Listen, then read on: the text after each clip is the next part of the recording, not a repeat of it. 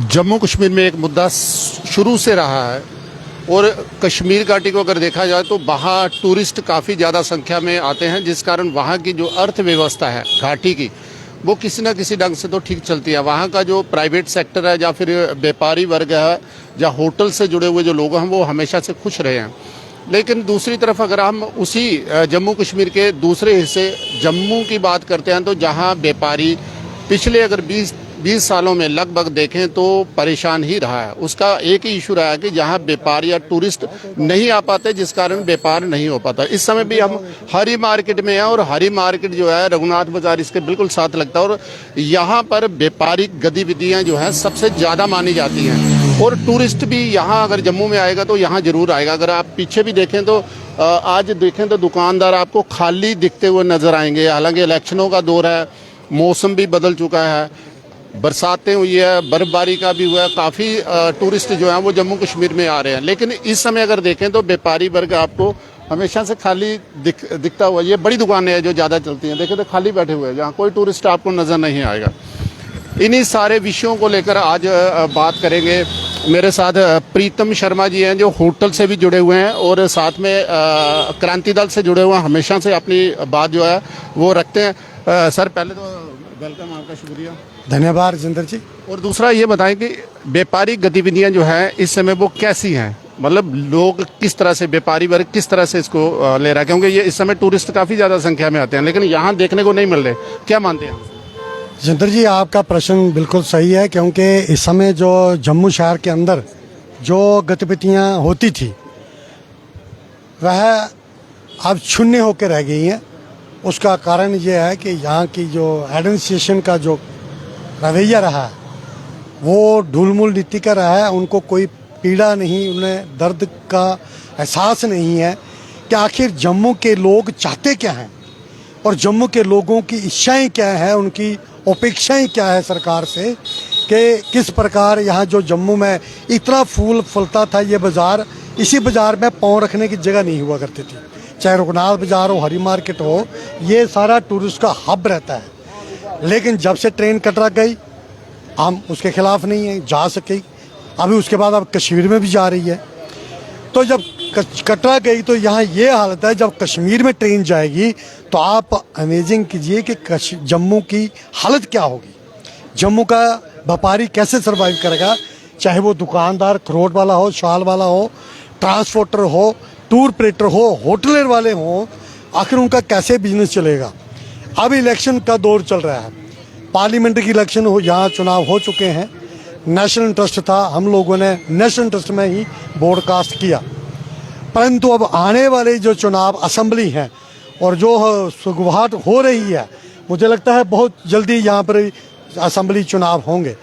तो हमारा ये तर्क है कि जम्मू की जनता, जम्मू का व्यापारी वर्ग अब उस पार्टी को वोट करेगा जो जम्मू हित की बात करेगा। एक बात हो रहा है, जब भी इस इशू को लेकर, इस मुद्दे को लेकर बड़े अफीसरों से बात हुई या फिर जो पॉलिटिकल पार्टी हैं उनसे जब बात होती है कि जम्मू का व्यापार ऐसे डाउन में जा रहा है, इसके लिए ये सुझाव दिए जाते हैं, लेकिन वो शुरू से ही इस चीज़ को इग्नोर कर देते हैं। और आम जो दर्शक सुनने वाले हैं वो भी ये जानते हैं कि यार व्यापारी वर्ग हैं, इनको अपना कोई मफाद होगा, छोड़ो। लेकिन उसके पीछे अगर व्यापार चलता है किसी भी क्षेत्र के अंदर, आज अगर हम देखते हैं तो जैसे 2-3 दिन पहले हमें रिपोर्ट देख रहे थे कि जो जीएसटी है उसकी सबसे ज़्यादा कलेक्शन जो है महाराष्ट्र में हुई, तो उसका एक नाम आ गया। कलेक्शन का कारण क्या था कि लोगों ने ज़्यादा वहाँ पर व्यापार किया, वहाँ ज़्यादा लोग पहुँचे। इसी तरह से दूसरी सीटियाँ भी थी उसमें जो उस खाते में आई, लेकिन जम्मू कश्मीर का कोई भी नाम नहीं उसमें आया। तो क्या इससे उस क्षेत्र की अगर व्यापार नहीं चलता तो वो क्षेत्र डाउन बिल्कुल डाउन होता जाएगा? किस तरह से आप पब्लिक को ये चीज़ किस तरह से समझाएंगे आप? देखें, ये तो स्पष्ट है कि जब जिस क्षेत्र में गतिविधियां नहीं होंगी, पर्यटक नहीं आएगा, क्योंकि और यहाँ कोई अन्य स्रोत कोई आया का स्रोत नहीं है, सिर्फ यात्रियों पर निर्भर है हमारे राज्य। जब यात्री यहाँ नहीं आएगा तो फिर कारोबार कैसे चलेगा? जब यात्री नहीं आएगा तो लोगों की रोजी रोटी नहीं हो, यही पैसे की सर्कुलेशन है। एक टूरिज्म वो आता था जो दरबार मूव के रूप में आता था, वो सरकार ने रोक दिया। दरबार मूव रोकने की वजह से यहाँ बहुत बड़े पैमाने पर जो है खर्चा, लोगों का जो काम काज वो सारा चुपट होकर रह गया, कारोबार खत्म हो गया। आप वही बात तो कर रही हैं कि जब जो पार्टी भी इस मुद्दे को बुनाएगी कि दरबार मुँह बाल हो, या जो पाइपलाइन में जो प्रोजेक्ट है वो अति शीघ्र वो कंप्लीट हो, और एक इंडिपेंडेंट टूरिस्ट डेस्टिनेशन जो यहाँ पर जब नहीं बनाया जाता तो यहाँ टूरिस्ट का रुझान नहीं है। कश्मीर में कोई कमरा नहीं मिलता, इतनी वहाँ पर बुकिंग है, जो 5,000 का कमरा 20,000 में बिकता है, लेकिन यहाँ जो 5,000 का कमरा भी 500 रुपये में बिक रहा है। ये हालत हो गई है हमारे जम्मू सूबे की। तो इसलिए बहुत चिंतित है कि जो पॉलिटिकल लोगों को भी हम मैसेज देना चाहते हैं कि अगर जम्मू के लोगों के वोट लेना चाहते हैं, जम्मू के आप चिंता की जो देख रहे डेवलपमेंट जो वो कैसे होने चाहिए, जब तक इसकी डेवलपमेंट ठीक नहीं होगी जम्मू में टूरिस्ट नहीं आएगा। ये मेरे साथ हरजिंदर शर्मा जी हैं, जो हमने कई बार देखा, इनसे भी राय ली थी। ये होटल आप टूर एंड ट्रेवल से जुड़े हुए हैं, तो पिछली बार भी आपने काफ़ी अच्छे जो थोड़ी जानकारी दी, लोगों ने काफ़ी उसको अप्रिशिएट किया था। अब आप मुझे बताएं कि इस समय आपके बिजनेस का हाल कैसा है? नमस्कार जी। हाल क्या बताना, आप देख ही रहे हैं, शायद मार्केट में आपने देखा होगा, यहाँ पे थोड़ा सा चक्कर लगा लीजिए, मालूम पड़ जाएगा कि क्या हाल है। बाकी जम्मू जो है वो पठानकोट तो बन ही चुका है। जो 70s में पठानकोट बना था, आज वही हाल जम्मू का हो गया है। और अगर कंपेयर करेंगे तो एक्चुअली, लेकिन कहीं ना कहीं इसमें जो है हमारी जो J&K गवर्नमेंट है उसकी भी थोड़ी सी भूमिका रहती है कि जम्मू को वो उस लेवल पे प्रमोट नहीं कर पाते। अब मैं आपको दिखाऊं कि कल का एक ऑर्डर निकला है, ये देखिए, एयरपोर्ट अथॉरिटी ऑफ इंडिया की तरफ से डिबकाब कश्मीर के लिए, कि वहाँ से एयरपोर्ट से कोई भी टैक्सी जो है वो क्लाइंट को, गेस्ट को पिक कर सकती है। और ये आपके वहाँ पे आपके पास होना चाहिए मैसेज कि आपका कौन सा क्लाइंट आ रहा है, आपको किसी चीज़ की परमिशन की रिक्वायर नहीं है। बट जब जम्मू आ जाता है, जब आपको गुफा के इस तरफ आ जाते हैं, तो एयरपोर्ट हो या रेलवे स्टेशन हो, यहाँ पे पूरा तालिबानी सिस्टम रखा हुआ है कि वही टैक्सी उठाएगी जो वहाँ पे टैक्सी मतलब उनमें भी कोई होता है कि अगर कश्मीर में ये चीज़ सरकार अगर निकालती है, लेकिन जम्मू में वो चीज़ मानी नहीं जाती, इसका रीज़न क्या है? जम्मू में माननी नहीं जाती है। जम्मू के एडमिनिस्ट्रेटर जो होती है वो शायद इनको छेड़ना नहीं चाहते। या कुछ ऐसा तो नहीं है कि आप संकेतिक कुछ भ्रष्टाचार का बीच कह रहे हैं कि एक जगह पर अगर लग जाती है, वहाँ अगर नोटिफिकेशन आ गई है, वहाँ के लोग जो है, क्योंकि कोई एक नोटिफिकेशन आने से हजारों परिवार जो होते हैं उससे जुड़े होते हैं। देखिए, इस नोटिफिकेशन में स्पेशल मेंशन किया हुआ है कश्मीर। जम्मू के लिए कोई गाइडलाइंस नहीं है। हमने एज ए एसोसिएशन हम सब से मिल चुके हैं। डिबकाम से हमारी 6 बार मुलाकात हो चुकी है, LG साहब से 2 बार मुलाकात हो चुकी है, बट हमारी सुनवाई या तो सुनी नहीं दी जा रही है, या तो उसको इम्प्लीमेंटेशन जो है वो नहीं हो पा रहा है। हमने डायरेक्टर एयरपोर्ट, उनसे भी हमारी मीटिंग हुई, बट जम्मू में वो बोलते हैं कि नहीं, इन्होंने स्टैंड लिया हुआ है। तो भाई साहब, इससे बड़ा स्टैंड तो कश्मीर में भी है, लेकिन वहाँ पे मेरी टैक्सी अंदर से अब मेरा क्लाइंट कैसे उठाती है, पिक कहाँ से कैसे करती है? एक ही ड्यूटी में या एक ही स्टेट में 2 लाख कैसे हो सकते हैं? अभी कोई मैसेज आप अपनी तरफ से, क्योंकि ये जो आपने बताया है कि बड़े ऑफिसर यहाँ जो प्रशासन है, क्या उसको जानकारी है, या कोई उनको कुछ कहना चाहिए? बिल्कुल जानकारी है। हमने तो 2 बार हमने अपने LG साहब तक भी हमने अपने रिपोर्ट दी है।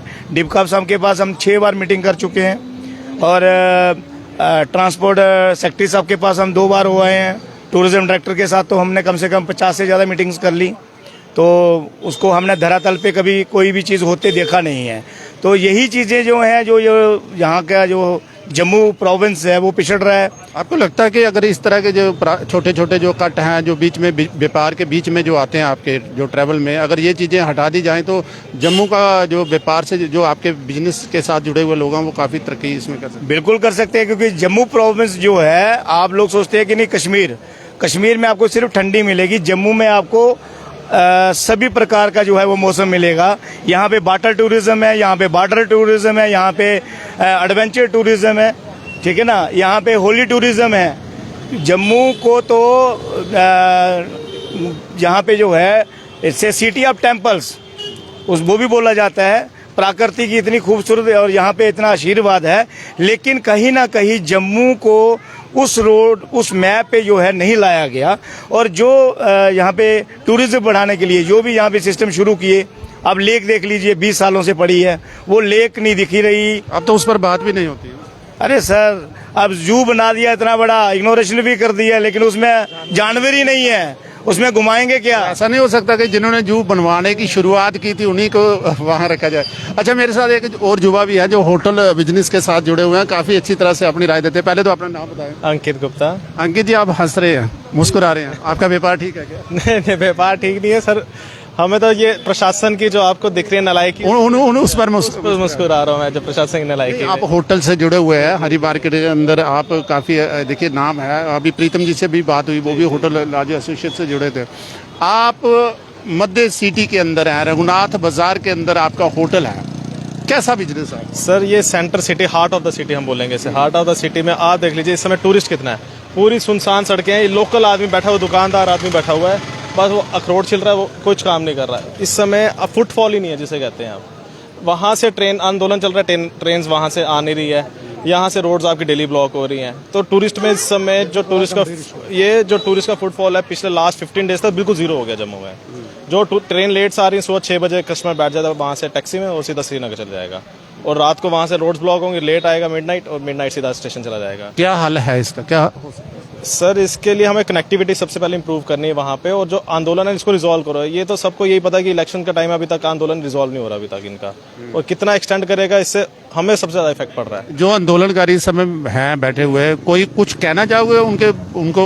सर वो उनका इशू है, वो गवर्नमेंट और आंदोलनकारी के बीच में है। देखिए, देश का हर एक नागरिक, चाहे मैं हूं, आप हैं, कोई भी व्यक्ति हो, चाहेंगे कि वो आंदोलन तो जल्दी से ठीक है, resolve हो। लेकिन वो आंदोलन अगर किसी को प्रताड़ित करता है, किसी को परेशान करता है, जिसके कारण पूरा शहर, एक पूरा वर्ग जो होता है प्रभावित होता है, तो क्या उसके लिए कोई मैसेज नहीं है, उसको कुछ कहा नहीं सर जाए? हम चाहते हैं कि आंदोलन जो है ये जल्दी से रिजॉल्व हो, गवर्नमेंट एक्शन ले, या आंदोलनकारी आंदोलन हो, लेकिन लोगों के आने जाने के लिए सुविधा जो है वो हाँ, इतना हमें वो आप कर बता दीजिए।